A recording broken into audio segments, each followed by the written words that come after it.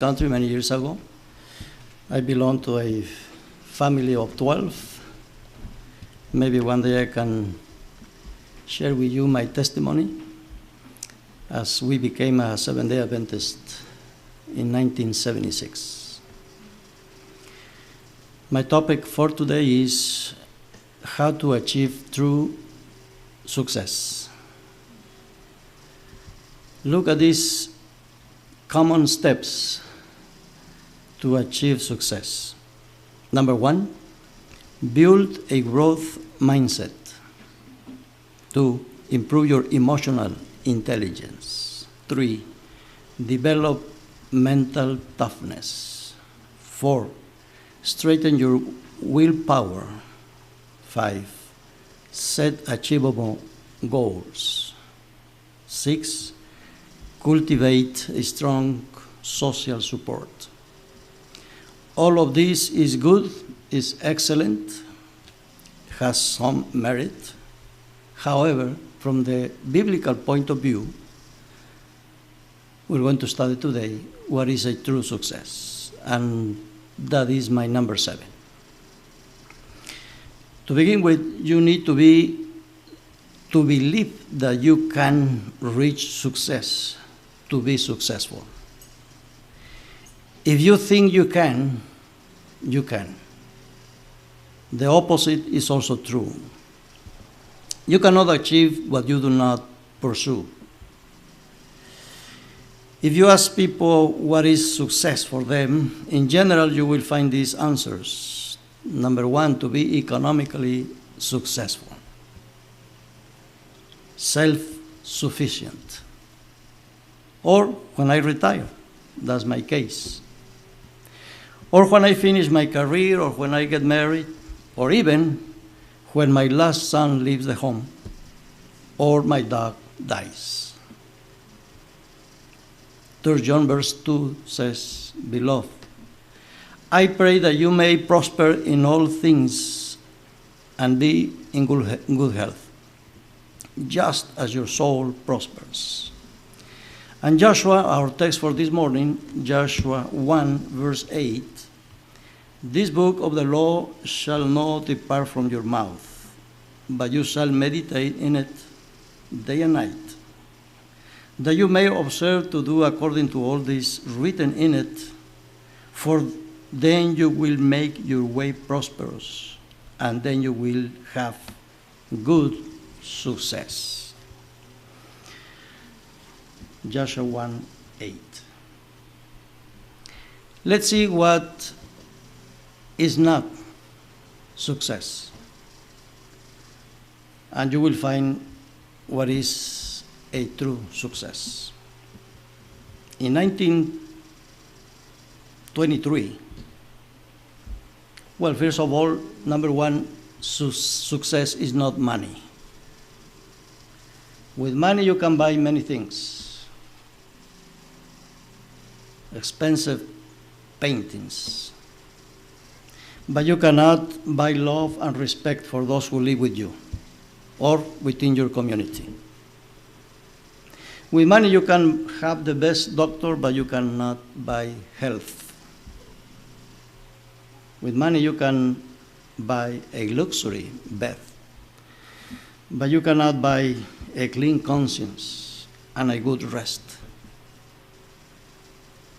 1923, a group of millionaires here in the United States had a meeting in the Edgewater Beach Hotel of Chicago. They managed more money than the treasurer of this nation. Let's see what happened with some of them 30 years later. Jesse Livermore committed suicide. He was only 51 years old. Leon Fraser, president of the First National Bank, committed suicide at 25. Charles Schwab, the last 5 years he was living with borrowing money. Arthur Cotton died in poverty. They knew how to make money, but they didn't enjoy the life of success. Christina Onassis daughter of Aristoteles Onassis, used to pay people to play with her tennis, to go swimming, or to go for a dinner. She had a fortune, but she died alone. Elvis Presley, Michael Jackson had many luxury vehicles, cars, that never had time to drive them. They died of a drug overdoses.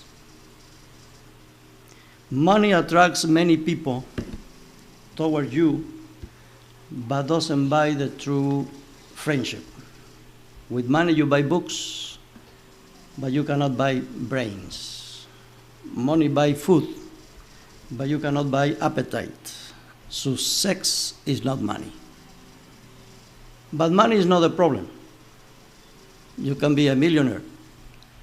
The problem is the love for money, the way you use it. For the love of money is the root of all kinds of evils. 1 Timothy. Number 2, success is not achieving goals. One goal is reaching retirement, and that's my case. 3 years ago, I retired. Well, retirement can be pleasant if you know how to spend your time without spending money. I believe in goals if they don't become stations or gods. We always need to grow and advance. It doesn't matter what your age. Number 3, success is not power. Adolf Hitler achieved the absolute power in Germany. April 30, 1945, committed suicide after he poisoned his German shepherd and his lover. And then it was his turn.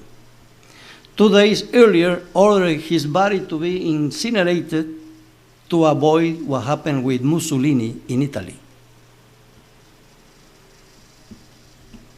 President Obrador from Mexico says, power to the intellectuals make of them fools, and the fools go crazy. Number 4, success is not determined by circumstances. Through all history, there has been great men and women that live under adverse circumstances, but they overcame. That's my case, but it's not time to share with you my experience. I just want to say that I missed 15 years of school from 13 years old, maybe to 35, after I get married with Gloria. Take, for example, John Bunyan. He wrote his work, The Pilgrim's Progress, when he was in prison. Or Ludwig van Beethoven, after he lost his hearing, he composed the most famous, beautiful symphonies. Abraham Lincoln, he born in extreme poverty. Or African Americans like Booker Washington, or the singer Marianne Anderson, or the first boy that survived in an Italian family of 18. And you're going to have Enrico Caruso. Or a boy that was too slow to learn something according to his teacher, and you will have Albert Einstein. The real success is to overcome adverse circumstances and do not live as a victim of the circumstances. Let me share with you what Booker Washington wrote. To improve a country, you must improve yourself. This might sound revolutionary in an age of entitlements, victimology, and cancel culture, but it is the truth. Part of his message says, improve yourself through education, employment, start a business, respect authority, respect life, respect private property. Character and other circumstances make the man. And that's true. If you want to country prosper, prosper yourself. That's why success is not determined by your circumstances. Number 5. Success is not to have everything. Russian writer Leo Tolstoy wrote about a man who was always dissatisfied with what he had. One day he heard about a place where he could obtain all the land he wants, or all the land he can walk for one day. So he went there, very emotional. All the land you can walk in one day. He started very early in the morning. There was only one condition. You had to go back before sundown. Otherwise, you're going to lose everything. With the emotion of the day, he almost forgot that he had to go back.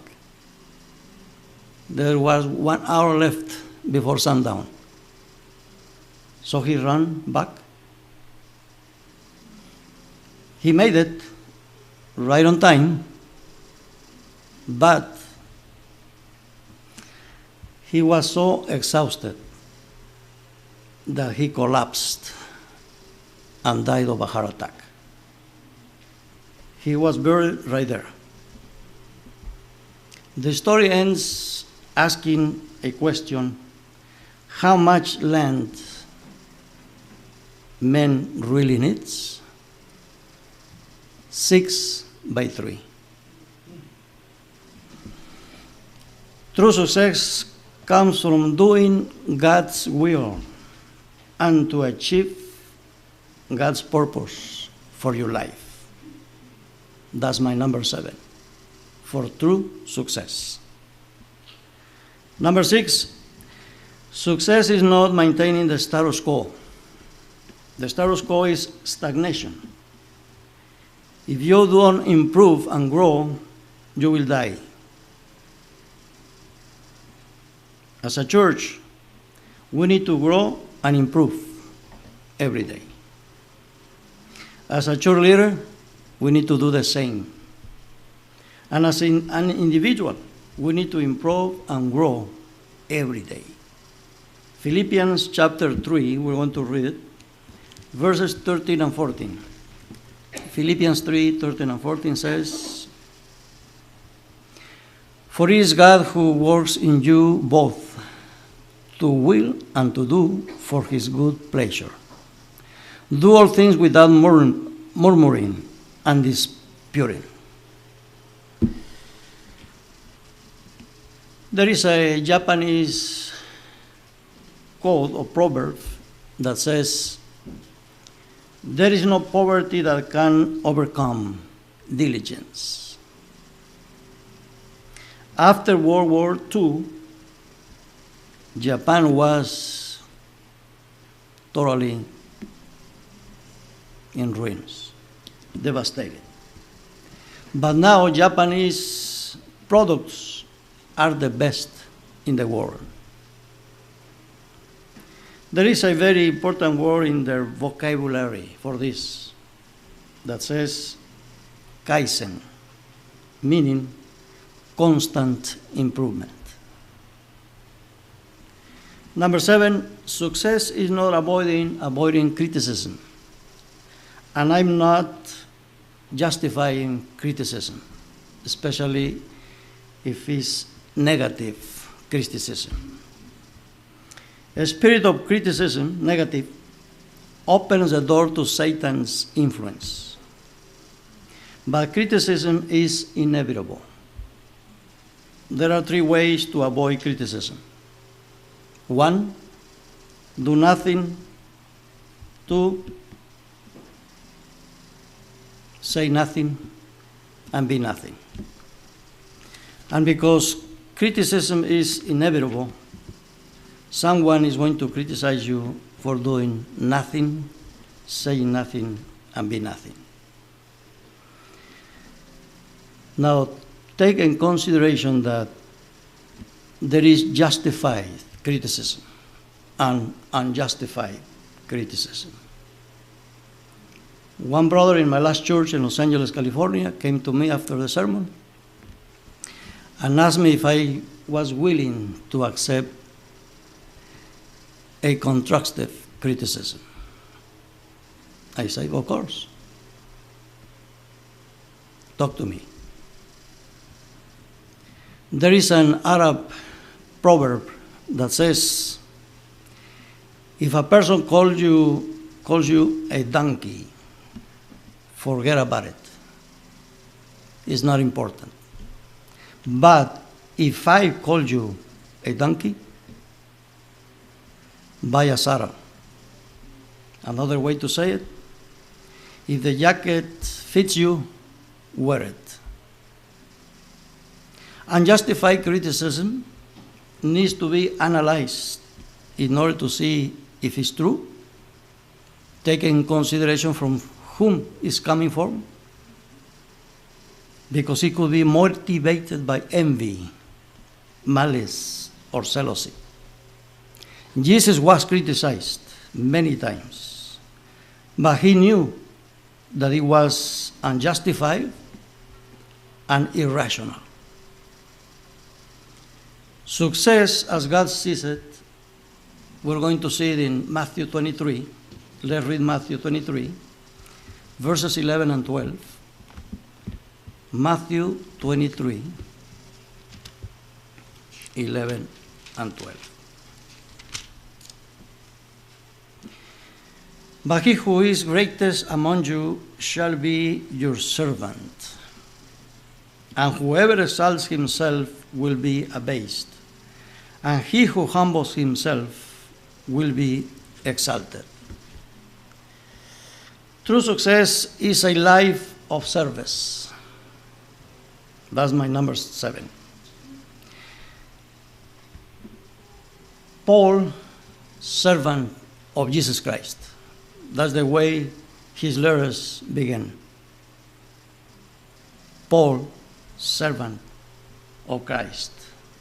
This is a title that we should not be ashamed of. It is a blessing, a privilege to serve the King of Kings, Lord of Lords, and submit our will to God's will, and to serve Him and others.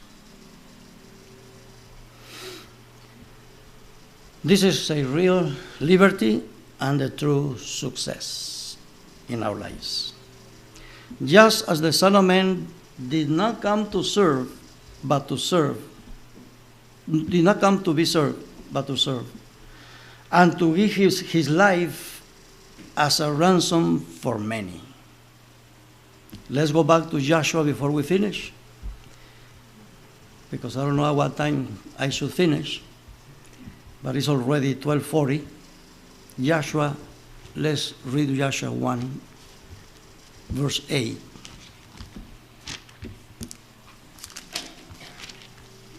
1a. This book of the law shall not depart from your mouth, but you shall meditate in it day and night, that you may observe to do according to all that is written in it. For then you will make your way prosperous, and then you will have good success. Someone might say, well, it looks like the key to success is the result of the obedience to God's law. However, obedience to the commandments is the result of something else. Let's take a look at verse 5. No man shall be able to stand before you all the days of your life.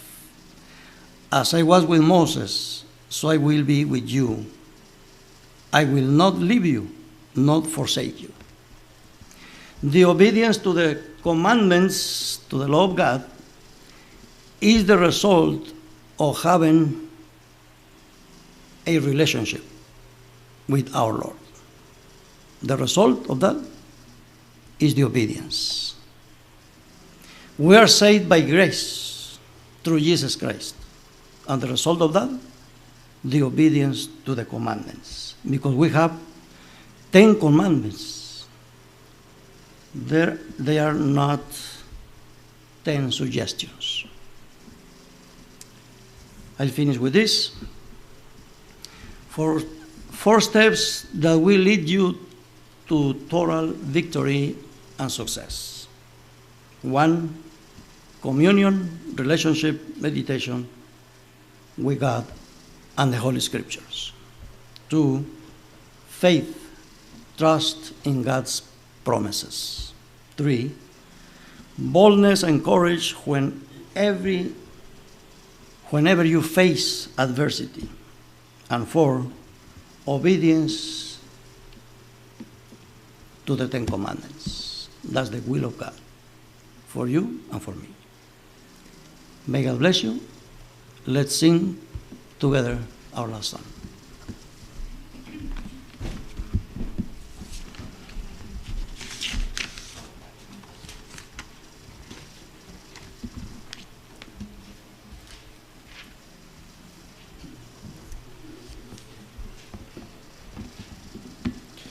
Let's turn to hymn number 530.